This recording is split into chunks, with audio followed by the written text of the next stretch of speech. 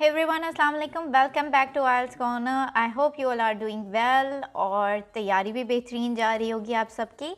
आज की वीडियो है स्पोकन इंग्लिश से रिलेटेड और ये आइल्स में भी आपको मदद देती है बिकॉज़ यू ऑल नो कि आपके पास स्पीकिंग मॉड्यूल है जहाँ पे आपने अपनी स्पीकिंग एबिलिटी डिस्प्ले करनी होती है।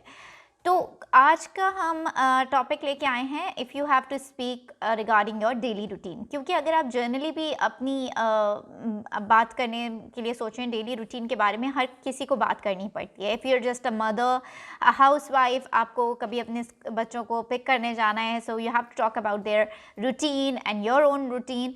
तो ये एक बेसिक टॉपिक है जो कि आपको जर्नली आइल्स पे भी बहुत दफ़ा पूछा जाता है और जर्नल नॉर्मली लाइफ में भी इसकी ज़रूरत पड़ती है। तो आज इस पे हम रोशनी डालेंगे कि किस तरीके से आप अपनी इंग्लिश को बेहतर कर सकते हैं और क्या क्या अल्फाज आप इस्तेमाल कर सकते हैं।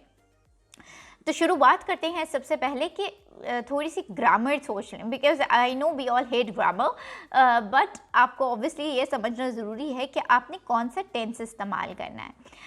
तो एक चीज़ बहुत क्लियर रख दूँ आप लोगों के सामने कि आपको सिर्फ सिंपल प्रेजेंट टेंस इस्तेमाल करना होता है अपनी प्रेजेंटली रूटीन के बारे में जब बात कर रहे हैं। उसके अलावा कोई टेंस इस्तेमाल नहीं होता, क्योंकि आप जर्नली आप हर चीज़ के बारे में बात कर रहे होते हैं। सबसे पहले समझ लें कि आपके पास सब्जेक्ट होता है जो कि होता है आई मोस्टली, क्योंकि आप अपनी रूटीन के बारे में बात कर रहे होते हैं। लेकिन उसके अलावा जो सब्जेक्ट्स होते हैं उसके पास आपके पास ही, शी, इट, यानी आपके पास जनरली कभी आप अपने पेरेंट्स के बारे में, अपने चिल्ड्रन के बारे में या अपने कोलीग्स के बारे में भी बात करेंगे। तो ऑब्वियसली आपको उसका ध्यान रखना है कि आपने किस तरह बात करनी है। जब आपने आई सब्जेक्ट लिया है तो उसके साथ आपका वर्ब का जो सिंपल फॉर्म है वही लगेगा। I go, I read, I wake up, I walk, ठीक है। लेकिन जब आपने ही, शी, इट लगाना है तो उसके साथ एस या ई एस वर्ब के साथ शामिल होगा। तो इस चीज़ का ध्यान रखना है। He goes, she eats. तो इस तरीके से आपने ध्यान रखना है कि हम जब वर्ब और सब्जेक्ट को लिख रहे हैं और कौन सा वर्ब और कौन सा सब्जेक्ट इस्तेमाल करना है, ये बहुत ज़रूरी है समझना जब आप प्रेजेंट सिंपल में भी बात कर रहे हैं। So let's start that how to actually structure your sentence. एक और चीज़ का ख्याल रखना है जिसमें आपको एडवर्ब्स का इस्तेमाल करना पड़ता है।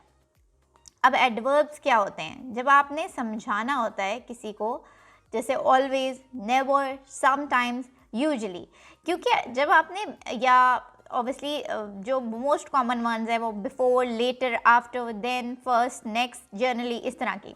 For example we always say that I always go to school at 7 AM. Or you can say I never get up early at the weekend. Or you can say my dad sometimes drives me to school. Or here you use sometimes, this adverb you have used.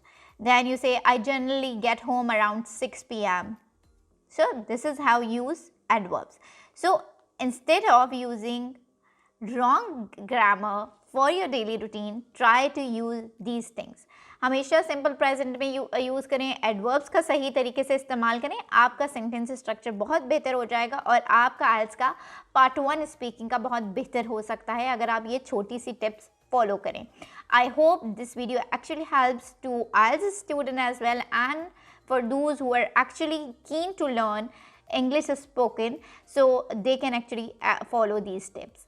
आप लोग कोई भी interested हैं आइल्स practice के लिए या spoken English practice के लिए, आप ज़रूर हमसे कांटेक्ट करें। हमारा कांटेक्ट नंबर मौजूद है डिस्क्रिप्शन में, आप ज़रूर ज्वाइन करें। Whatever your queries we will answer you, we will try to solve your problems and we always take a great interest in every student and in every individual. If they are facing any kind of problem and they have a simply problem with one module, they can always take the classes for that specific module as well.